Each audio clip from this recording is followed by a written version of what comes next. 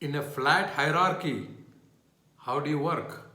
Yeah, it's a difficult thing. I mean, every individual in a company must have a designation. So I do not know how you equipped to understand who you report to and how your subordinate should report to you. So if it's a flat hierarchy, then it needs very mature minds to set standards and parameters and criterion and eligibility on who should be leading, who should be following. So it needs immense maturity.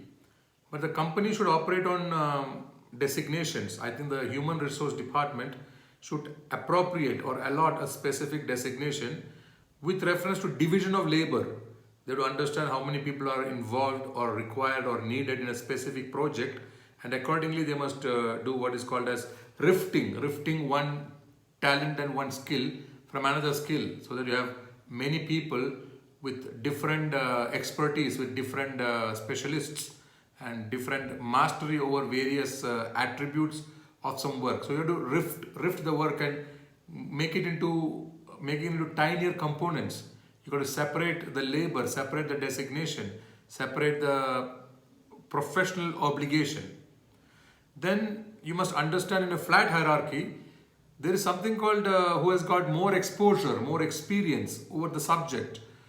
Because the ideal destination should be about functionality, how to take the project from where it is today into the last level where it should be of utility to a consumer, where you should submit and say that your job on this specific work ends here, and then you pass it on to the next team or group or a consumer or a tester or a compiler. So whatever be the case, that should be clear that your group, your colleagues, your team, where does your work end on that specific project.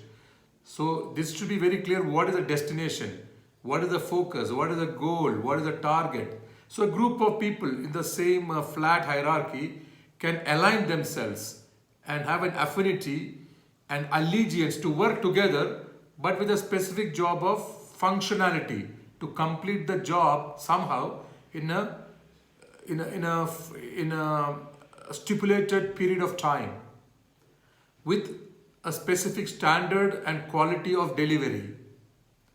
So for that, the approach to work with each other is not easy, but it's possible, but it requires a lot of maneuvering, navigating through minds and skill set, and including manipulation, because you need to work with people, you cannot avoid people. So this is the great skill to have.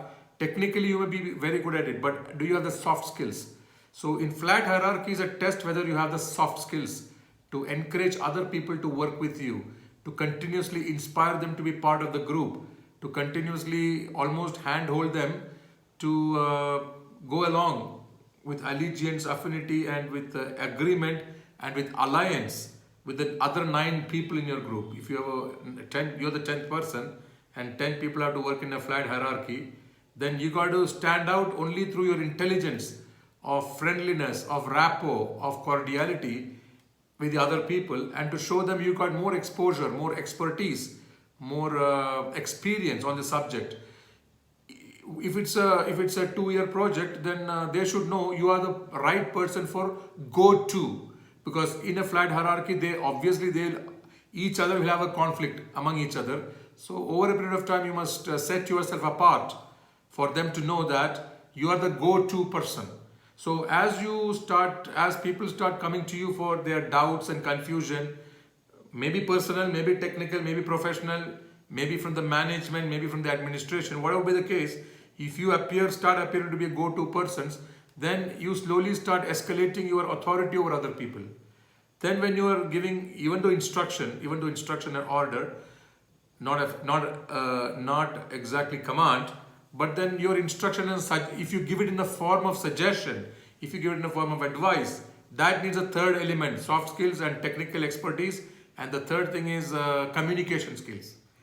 So if you ask somebody, in how many days can you give me a complete work from this, instead of telling them I want it back in 4 days, so in how much time will you take? So if he says 6 days, you can tell him the benefit for our group or the company is if it can produce it in 4 days, and you will be getting more respect and dignity and prestige if you can deliver it in sixth day. So let's not wait for fifth day. So let's not wait for the 6 days.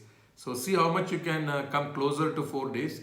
If not, it's okay with the 6 day if that is your comfort. But then I'm sure in 6 days time that you have appropriated 6 days, that means you'll be able to produce great standard of delivery. So you should know how to communicate. So primarily your technical skills, your expertise, your experience, and your mastery of the subject. And secondly, the soft skills, that you become the the person who resolve the other people's conflict. You become the go-to person.